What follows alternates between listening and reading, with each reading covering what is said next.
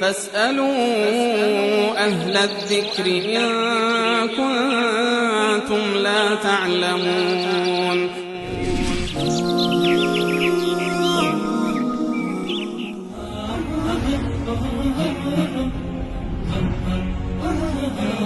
خواهرمون سین از تهران پرسیدن که طلای زیادی دارن، از اون استفاده میکنن برای خودشون و قصد سود و منفعتی هم ندارن، آیا زکات بهش تعلق میگیره؟ بنابر نظر و دیدگاه قوی تری که در این زمینه وجود داره، طلا ولو اینکه استفاده بشود یا استفاده نشود، به صورت زیورالات باشد که زن اونها را استفاده بکند یا به صورت خشت باشد که در منزل به اصطلاح ذخیره شده باشد، در هر صورت طلا زکات دارد.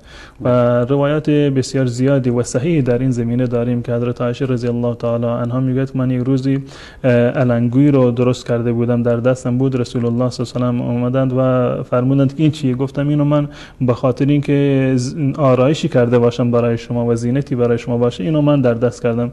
رسول الله صلی الله علیه و آله فرمودند که آیا شما زکاتش رو پرداخت میکنید؟ و اگر زکاتش رو پرداخت نکنید همین برای آتش جهنم است و یعنی برای تو کافی است، یعنی همین آتش جهنم می شود. یا در روایت دیگری هست که رسول الله صلی الله علیه و آله در منزلشون بودند، یک فرد زنی اومد و علنگوی در دست فرزندان و انگشتری بود، رسول الله فرمودند که آیا زکات اینو شما پرداخت میکنید؟ گفتند که نه. گفتند زکاتی که پرداخت نمیکنین تبدیل میشه به آتش جهنم. و اون زن اون طلا رو در آوردن و گفتند که این در راه خدا من اینو صدقه میدم. بنابراین دلایل و دلایل بسیار زیاد دیگری که در این زمینه وجود داره، طلا چه استفاده بشود چه استفاده نشود، و قول راجح در این زمینه و نظر مذهب احناف و بسیاری دیگر از مذاهب و علما این است که چنین طلایی زکات داره.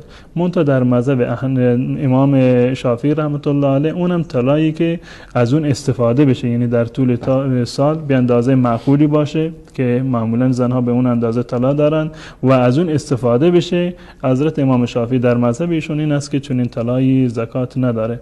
منتها دلیل قوی تر در این زمینه که وجود داره این است که این زکات داره و مذهب جمهور علما هم این هست.